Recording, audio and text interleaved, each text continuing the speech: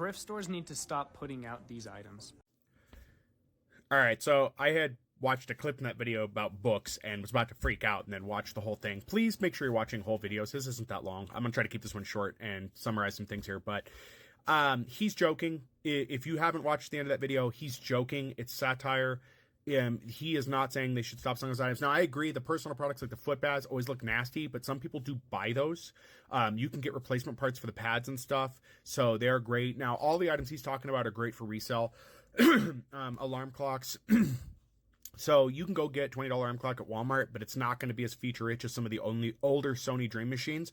Full disclosure, I do resell. I will go buy a Sony Dream Machine alarm clock from the bins for a couple of bucks because it's by weight, or I'll get it from a thrift store for $5. The flip rate on those, I end up selling them total for about $34, $35. People still do buy those. It's a brand that people love, and they like that particular model in between. I'm not going to list the models here. One is IMF is one of the models on there, but I'm not going to tell you all those. If you're doing resell, you got to do your own research. Board games. I do buy board games. Specifically, I buy up Monopoly and I buy up Life, games like that have lots of parts. People are constantly missing parts, don't want to buy a whole new game. They will buy replacement parts. You would be surprised the hundreds of dollars that I make selling Monopoly replacement parts. Not even kidding. And the whole board games, well, the boxes don't generally sell. The board itself, that sells occasionally. Monopoly, not so much, but others do. Books. Books have a horrible resale rate. I cannot move books to make profit, but they are great filler items for your store. If you need an item that you can sell cheaply, make no profit or very little, and it's something that will keep your numbers up in sales. Some people have better luck on Amazon. I don't Amazon sell. I don't like Amazon for that, so I don't bother with it. But books are something that people still use, and he does admit that's a joke. Same with like the dress shirts and clothing. People buy all sorts of clothing. I sell all sorts of clothing. Granted, it's a slow mover, but it does sell. But it is something that is important that they keep selling.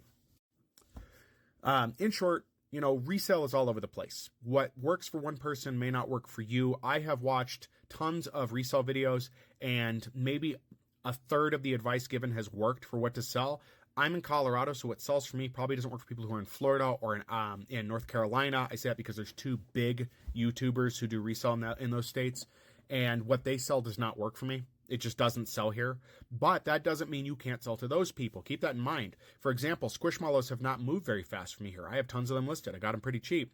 They don't move very fast here, but they move fast in other areas. So it may be worth it to lot up an entire box and sell those to a reseller. Some people do that. Some people are resellers to resellers. That's how they make their living. But if you're a consumer and you're watching this and you're like, resellers are ruining everything, we're not. We don't set the pricing for thrift. It's actually the people that are scalping stuff or the people that are trying to make a quick buck that are doing that, or not quick buck, but they're selling it up high. Resellers, in fact, will make your thrift items cheaper. And I know a lot of you saying, how are resellers making your stuff cheaper? We want to sell items fast, and we want to sell them for a good price, which means we generally have to lower the price. So it is impossible for resellers to make your stuff more expensive in thrift if we're at a race to the bottom. Commonly in resale, it is the race to the bottom, meaning people are lowering the price so much in so many areas that we're almost having to sell stuff for nothing. I'm not even kidding. For example, some gear like Lucky Brand jeans used to sell for $50-$60 used. Now you can get them for $10. You can thank resellers for making the cost to get a pair of Lucky Brand jeans used cheaper. Thrift stores, on the other hand, are jacking the prices up. And I had a video where I had stitched someone else talking about how it was that Goodwill in particular at a location or locations was going to start not putting stuff on the floor to sell exclusively online for more expensive.